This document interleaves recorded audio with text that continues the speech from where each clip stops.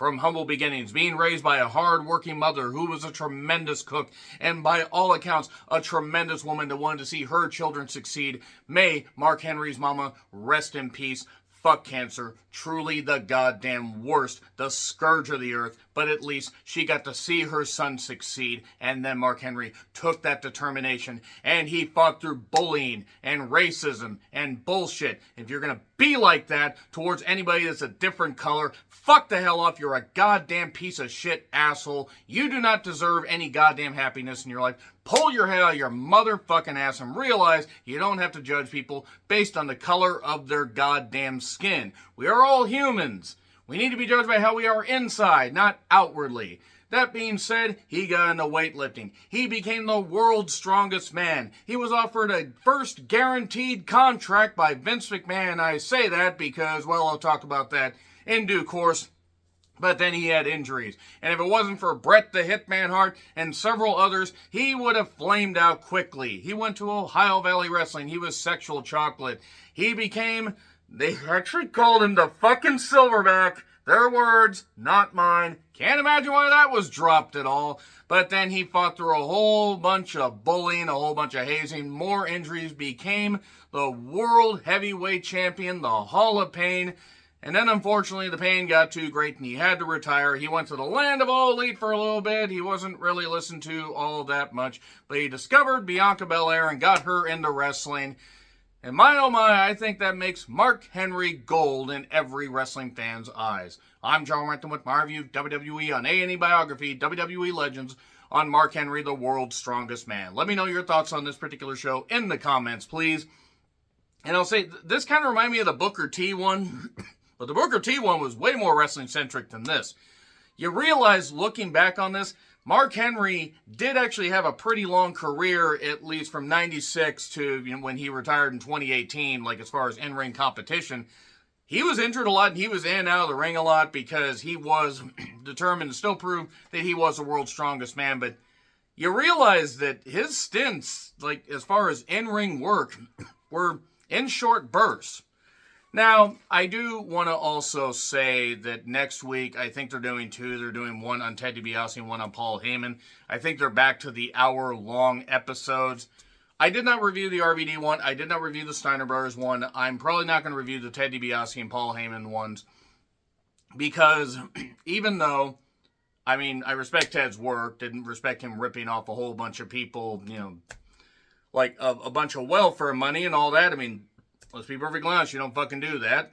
And also Paul Heyman has had biographies done on him. There's a great one that's on the award-winning WWE Network in other countries. Hello, my name is Paul Heyman. I think it's just my name is Paul Heyman. But that being said, about Mark Henry. I'm never going to say that Mark Henry is all that great in the ring because he wasn't. I'm not going to say he was a drizzling shits. He worked hard. But it's hard for a guy that big and that impressive to always translate properly to in-ring work. But what he did well. He was born in Silsbee, Texas in 1971. Him talking glowingly about his mother really did get me. And I think will get a lot of people, especially those in Texas, that, are very family-oriented. There are a few I know that are watching this channel. Just want to know. You guys are awesome people. You know who you are. And you need to do what you love. So there was some bully kid named Ricky. Mark had enough and basically picked him up and everything and talked about that. Because Mark was just a natural moose of an athlete. Even as a kid, you could tell. Like seeing the young, the pictures of young Mark Henry, you could tell just how big he was and how impressive he could be. And when he was pushed, oh boy, there was a former teacher who chimed in about how when he was pushed, he would snap, and you can't blame him. I can imagine that certain words were thrown around. He did talk about how he had ADD or ADHD, and there was a certain slur about slow people that I'm not going to say, and do not say it in the comments. Let's just get that out of the vocabulary. There's no need to say that. He got into athletics, weightlifting. There was a guy named Terry Todd, his widow Jan. Sorry, MST3K reference. weighs in on Mark's potential. And this actually was very much weightlifting centric. I actually thought, did they forget to include wrestling footage? I mean, it's okay. Like, the old footage of weightlifting, he was working, he was doing a whole lot, he was still trying to be there for his family. Citizens banded together basically to earn enough, or raise enough money for him so he didn't have to work, he could train, he could not only do himself proud, but he could make the city proud because they believed in him. And that was a nice story. He's very community oriented to this day. That ties into the very end of this. He met Jana, his wife, or his now wife, in like the early to mid 90s at training facility. They hit it off and they did get married in 2005 and they were together for a while. And you know what? Good for them. They seem like they're very, very happy together. And they're raising 2 kids. So it's tremendous. So we see this old footage of the camcorder stuff of the Olympic trial, or lead up to the Olympic trials and the Olympic trials, the Atlanta Games, which that was a time. Google the Atlanta 96 Olympic Games and see how wild it would be for a 15-year-old, white boy from Washington State, and pretty much a lot of people to see just how wild it was to see some of the shit that happened there. But Vince McMahon saw the potential in him, sponsored him, believed in him, took a page out of the Eddie Graham playbook.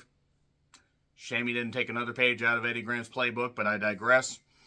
And, he was, from 94, 96, Mark was trained, doing a whole lot. Jeremy Schaap, Bob Costas chimed in. Jeremy Schaap appeared on ESPN programming for a while. He's a great sports journalist.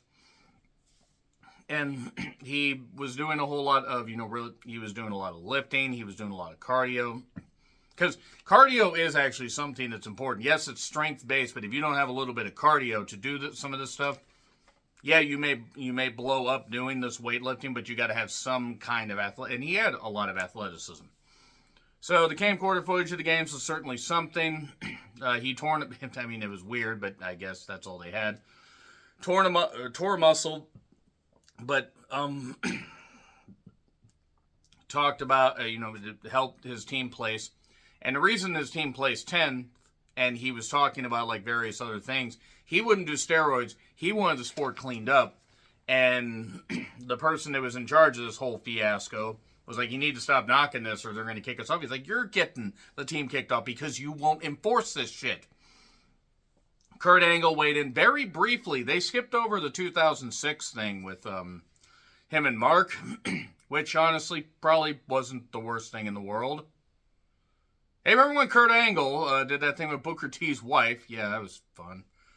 So, he went to WWE sometime in 96. He was signed to a 10-year, $250K a year contract. That's $2.5 million. That's a big investment. It was guaranteed. Now, he says the first guaranteed contract. I don't know when they actually signed him. Maybe they signed him in early 96, but I know that Mark Marrow, Johnny B. Bad, Mark Marrow, not knocking Mark Marrow, not knocking him one bit. Vince really liked him, got him signed, and it was like $300,000 to $350,000 a year or something like that. I mean, Mark Marrow also was wrestling for WCW for a number of years, and I think Mark Marrow gets a bad rap. I'm not saying he was like the best in the ring, but he actually was pretty good, for what he could do. Could do some high-flying moves. The reason I'm mentioning this, though, is he got a big guaranteed contract, and Foley, Austin, and various others came in on the minimum, basis deal, and then were granted their opportunity, pal.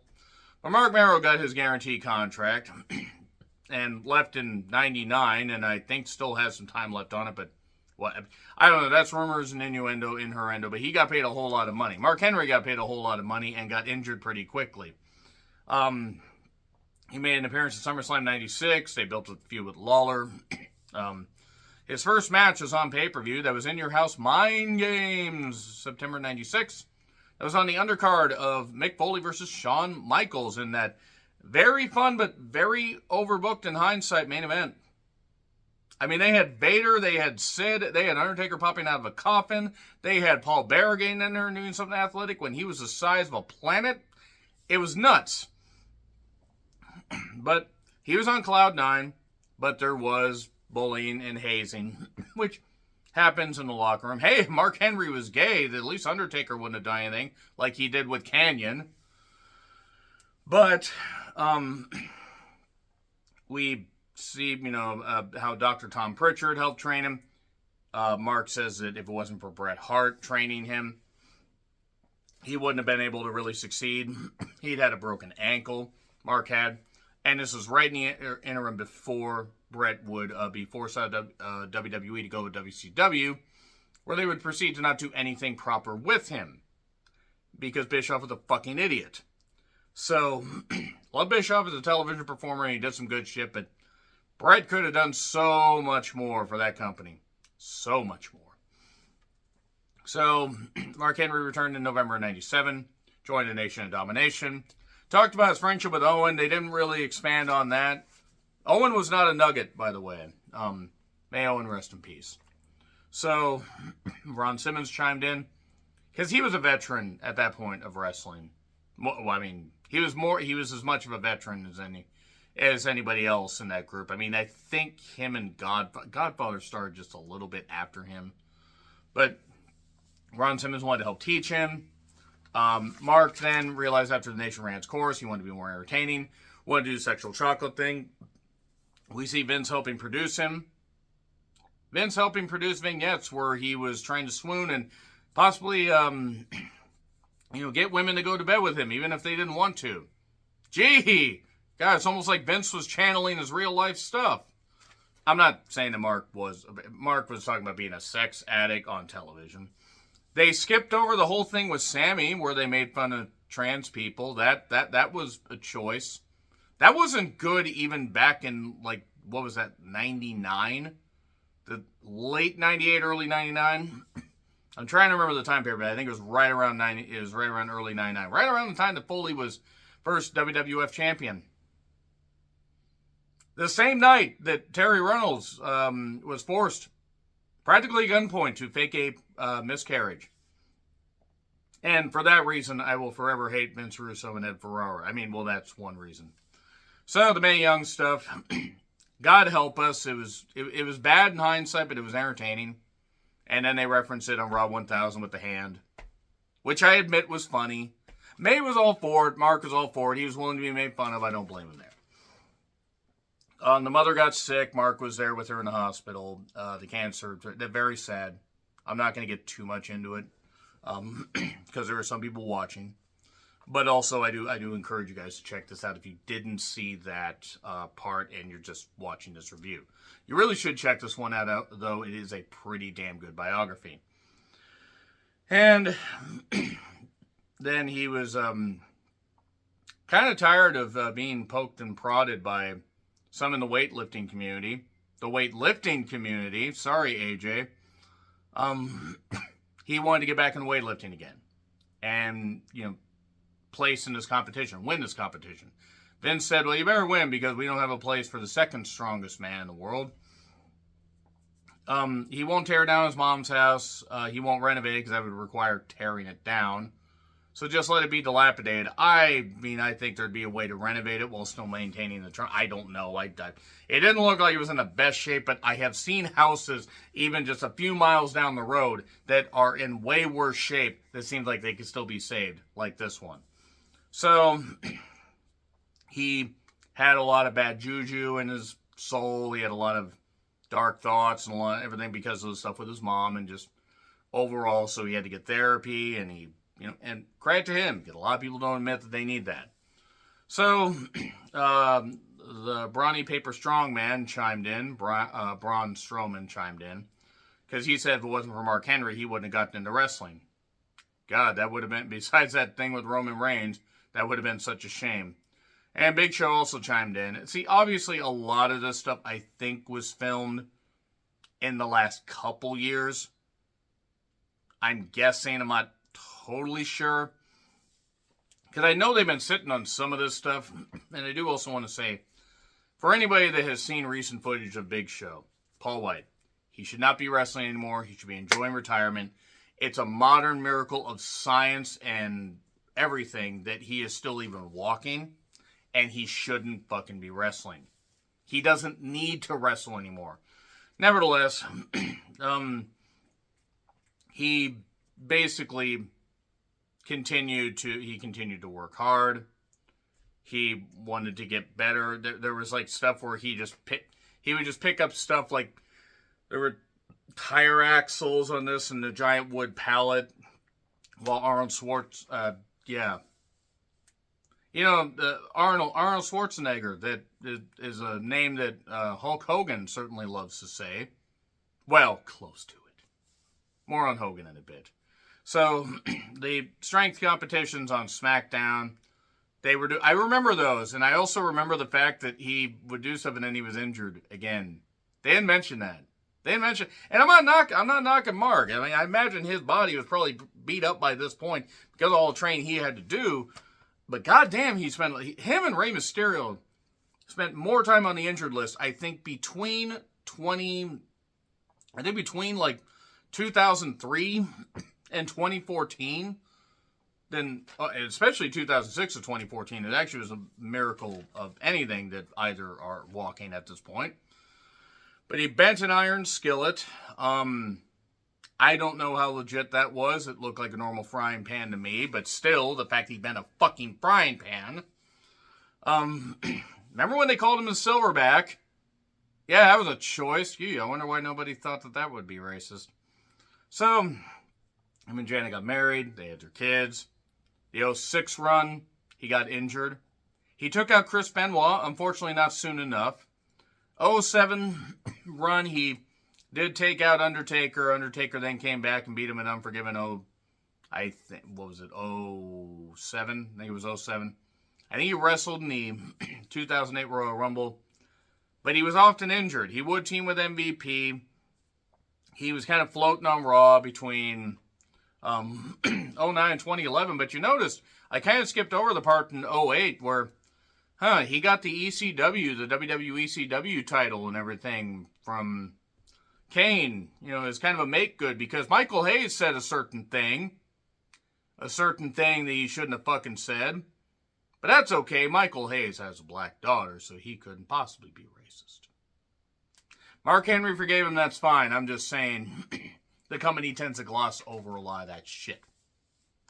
Now, that's Mark's decision. He's the one that dealt with it. But they did skip over the ECW title run. Probably smart because it wasn't very good because the WWE ECW title didn't really mean anything. And even though credit to Mark, he did the most with it, he lost it to Matt fucking Hardy. I mean, that right there tells you the state of WWE ECW. He got sent out kind of as a rib on a early June 2011 episode of SmackDown, where he just had him stand around and everything, and Vince, I think, wanted to make him mad. Vince wanting to make a minority mad. That's shocking. So he went off. He was destroying stuff. We start with the Hall of Pain, which was great. It was short-lived, though. I mean, if you think about it, pretty much from, I think about Money in the Bank 2011. It was just before that the thing started really with Big Show. Went to SummerSlam 2011 with Sheamus. And then he won the world title for Morton at Night of Champions 2011. Had the matches, I think faced Orton in a rematch at Hell in a Cell 2011, if memory serves me correctly. Faced Big Show at Vengeance 2011, where the ring collapsed. And then we have Survivor Series 2011, TLC 2011. But he got injured again, or something, and the Hall of Pain was closed. He got cashed in by Daniel Bryan, I believe, at that event. And then even though he was part of a triple threat cage match, he was part of the 12-man tag at WrestleMania 28. I think sometime after that, he was kind of more part-time because he was breaking down. I'm not knocking. I mean, I imagine, because at that point, he was born in 71, so 2012, he was 41. And with all the injuries he'd already had, and at his size, even though he had cut some weight, his Ohio Valley wrestling stint, he got in better conditioning. apparently did a lot of stuff for a lot of the talents there. With the contract that he had, him and Big Show got better air conditioning equipment and other stuff to help out, which was nice. So then Hogan chimed in on this. Really, Hogan, who was recently endorsing a criminal piece of shit that stole a bunch of classified documents, tried to overthrow a legal election, said he'd fuck his own kid. Oh, that's why Hogan would endorse somebody like that. Yeah, that's me on my soapbox briefly. Not that I'm surprised that Hogan would try to praise one of the good ones, brother. And you know that's what he says about Mark Henry. And you can say that Hogan ain't racist. You don't fire somebody after finding out, that they're black from your company and not get labeled a racist again and saying that yes, he is racist to a point. Look, I admire what the fuck Hulk Hogan did for professional wrestling and taking it to new heights. And without Hogan, the WWF wouldn't have meant shit. AWA, even though it was hot, Hogan was a revelation. He helped reignite WCW after he turned heel. He did a lot of good stuff. He also hung on too long. That doesn't work for me, brother. Screwed up Starrcade 97. And that's just his wrestling stuff. And then he did all the racist shit and all the bullshit. And you still got that picture of Booker T looking at Hogan and glaring. And I may have my issue with Booker T doing commentary. I don't think he's very good. But you goddamn know that Booker T still hasn't forgiven him. And if he has, good for him. I'm not going to forgive fucking Hogan because Randy Savage is always right and Randy Savage has his own goddamn demons. But yeah. So yeah, as Iron Sheik said, fuck the Hulk Hogan. Was hoping his back would just goddamn snap there, trying to carry all the goddamn lies and ego. And oh, he's into Scientology now, so it's even more bullshit. So that's being up my goddamn soapbox. So yeah, now he's teaching kids the value of hard work and athleticism. His daughter told a story about being called a gorilla. Again, I just want to say, by the way, if you're going to judge people like that and you're going to make those comments, no. We can have jokes among friends. We can have jokes among people, and it's not even about being funny. That's just mean. That's always been mean. You guys got to change your fucking ways. You can't be fucking racist. There's no point in that. There's no point in being that way. Because it's just going to give off the massive amount of hate that you have in your heart. And everybody has a level of anger and hate. But you need to channel it the right way. You need to actually be angry at the right people. You need to not be angry at people just because they have a different skin tone. And if that talk bothers you, then you need to fucking look at yourself. And then maybe smash the goddamn mirror in your house until you can replace it and look at your reflection and not want to basically hate yourself. So nevertheless, the Salmon Jacket retirement, they skip over his match at Ryback, which, let's be honest, outside of a few moments, we should skip over everything in wrestling involving Ryback. They got me with the retirement speech. Everybody put it over. He got a new 3-year deal. Unfortunately, his in-ring career really was winding down at that point. By mid-2014, early 2015, he was toast. Because by this point, he's 44. Even though he'd cut weight, he'd done some great stuff. He was powering through. Now he's training youth, doing some good stuff. And then he got inducted in the Hall of Fame in 2018. He did make a one-off return at the Greatest Royal Rumble, which doesn't count in the Royal Rumble canon, by the way, because it was a paid show to make the Crown Prince, feel inspired by, cutting journalists and parts with bone saws. But I'm sorry, the guards did that. Oh, wait, no, I'm sorry, the guy just dismembered himself. So, he was done. And he went on Busted Open Radio. He was still training people and helping out. He discovered and got Bianca Belair into wrestling. And credit to him right there. Because the women's division, I'm not knocking Becky. I'm not knocking Rhea. I'm not knocking various women that have come through. I'm not knocking Trish for coming back. None of this stuff. Bianca is a centerpiece that you have there. And without her, I don't know. And I didn't get it at first. I admit that I'm fucking wrong. Bianca, fucking star, and I'm grateful. Everybody needs to be fucking grateful to Mark Henry for helping inspire her. He gave her a little bit of a shove to get it started, and she has fucking excelled since carrying the ball. I can't believe they mentioned AEW, him going to AEW to help out talents. They didn't mention how nobody really fucking listened to him. I think Jade, I think Jade did. And maybe a few other people did, but, you know, Mark was a WWE guy and wanted to go back to WWE, and I think recently his contract actually did expire. So maybe he's back working for WWE. I don't know. Spending time with the family, still working, doing some good stuff. I'm only crumpling this up because of the stuff with Hogan. But yeah, Mark Henry, again, not the biggest fan of his in-ring work. But he didn't need to have great in-ring work when he looked like he did, as impressive as he was. And when he did impressive shit and could stay healthy, he was pretty good. He wasn't great, but he could make it work. And he seems like a pretty good guy outside of, outside of wrestling or outside of the ring. Now, I'm not saying he's absolutely perfect. There have been things that he has said on Busted Open Radio, which, let's be honest, there are some things that David, whatever the hell, there's something wrong with that guy. I don't know what the fuck's wrong with him. But Mark Henry, more often than not, seems like a pretty good guy. That being said, let me know your thoughts in the comments. Like, share, subscribe, Twitter handle in the description. I'm John Ritland. That was the world's strongest man, the coverage, the man, not even the myth, because there's really no myth behind all this shit that we saw. But nevertheless, no reviews of the biographies next week. So I'll see you at some point soon.